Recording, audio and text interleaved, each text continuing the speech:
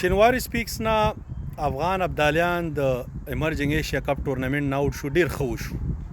دا زموږ ټیم نه دی، دا د افغانستان د کرکټ بورډ دا د ګونګي زادران او چکري اشرف ټیم دی.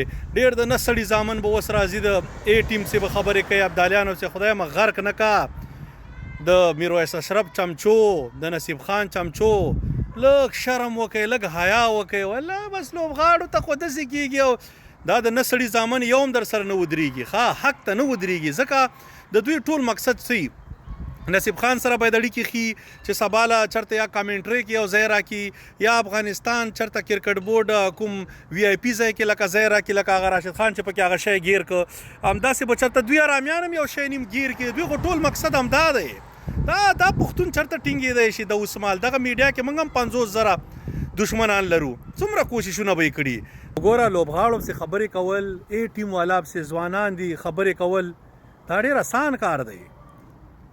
ګونګي زادران، نصیب خان او چکري اشرف، میرویس اشرف چې د مافیا غړي دي، اسلامي امارت کې ګوره د اسلام په نوم باندې دا امارت جوړ شوی دی او دا د نسړي زامن لري کولی نشي. دا 3-4 کالو راسي خدا که په فسادي نظام کې 4 کاله چا تیر کړي لکه دلته چې لګیا دي کوم د اسلامي نظام چرته یستی نور خو دغه کرکټ خو راسم کوي. ولا پاکستان هم لو کړه لکه دوی چې ورته ویلي دا د نسړي زامن چې دي دا خو بلته ناستي مافیا، خو چې دا کوم ورته په میډیا کې سپورټ ورکوي، دا گیمونو ته راځي، دا ټیک ټاک او دا همدغې پیسې دا 2 روپو ته ناست یې. تا خدای چې یو سړی په امریکا غوندې وطن کې خدای دې غرق نه که، کاروبار وکړئ، روزګار وکړئ، په اروپا کې هستئ، تاسې راځئ د ټیک ټاک یا د دغه یو 100 200 300 زر 2000 دې ته ناستې هستئ یاره. نو بس دغه به هم حال د کرکټ که نه، کرکټ په دې نه سمیږي وروره، پوه شوې. موږ هسې چټیر ته راځو، یس احساس لرم په دې وطن خفه کېږم چې ځان ته یم 1 man army ما.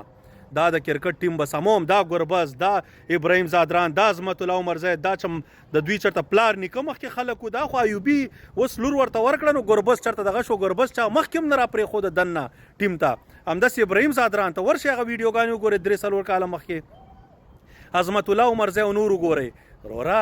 دا د همدغې 1 man army مبارزه وه او لګیا ده. انشاءالله دې ټیم ته ورته مضبوط کسان راولم، دا ټیم به جوړو.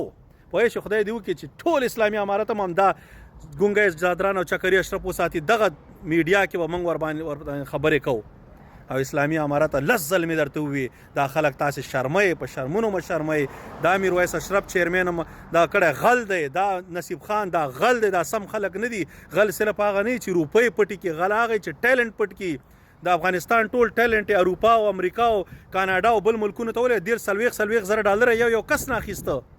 تاسې دا تی په غوږ کې ودی هستئ وروره، پوه شوې. سیاست خو هسې هم در پاتې دی، هغه تاسې پوه شو کار خو دا کرکټ خو لږ د سړیتوب کوي. د افغانانو نورې خوشحالۍ نشته، یوه خوشحالي دې کې خو چېرته داسې ایمانداره کس ور واچوئ چې فساد نه کوي، چې حق حقدار ته ورکړي، دیټس اټ. ټیم به خپله سمیږي. افغانانو کې ټیلنټ شته خو کس نشته چې په دې ادارو کې سی دغه شي، او نه داسې سړي بچي شته دی چې دلته راشي او سی خبرې وکړي.